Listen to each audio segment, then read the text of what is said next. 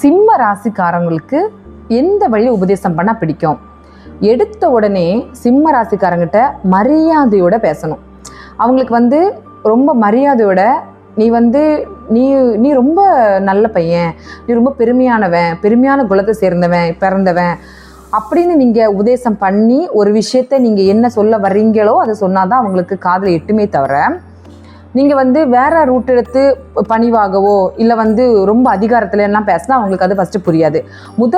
முதல் கட்டம் அவங்க கிட்ட இருக்கிற பெருமையை, அவங்களோட மரியாதையும் அவங்களோட பெருமையும் நீங்கள் முன்னிலைப்படுத்திட்டு தான் உபதேசத்தை பின்னிலைப்படுத்தினா மட்டும்தான் அவங்களுக்கு காது திறக்குமே தவிர, இதன் வழியாக போனால் அவங்க காது திறக்க அவங்களுக்கு எதுவுமே நேரடியாக சொன்னால் ரொம்ப பிடிக்கும். ஏன்னா இப்போது ஒரு விஷயத்தை சுற்றி வளைச்சி நிறைய பேர் நேரடியாக பேசுறதுக்கு ரொம்ப கஷ்டப்படுவாங்க. ஏன்னா கண்டிப்பாக அவங்க மனசை காயப்படுத்தும், நம்ம இதை சொல்லக்கூடாது அப்படின்னு. ஆனால் இந்த சிம்ம ராசிக்காரங்களை பொறுத்த வரைக்கும் நீங்கள் எந்த விஷயத்தையும் இப்போ என்னவோ அவங்கக்கிட்ட ஏன்னா அவங்களுமே ரொம்ப கேட்க மாட்டாங்க.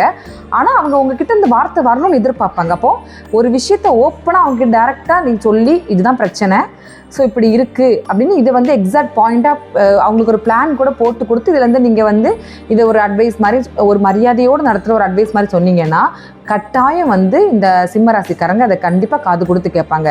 அதிகாரத்துக்கு உட்பட்டோ இல்லை ரொம்ப பாவப்பட்ட நிலையில் நீங்கள் அட்வைஸ் பண்ணாலோ இல்லை ஏளனமான அட்வைஸ் பண்ணாலும் அந்த அட்வைஸ்க்கு இவ்வளோ கூட அவங்க வேல்யூ பண்ண மாட்டாங்க.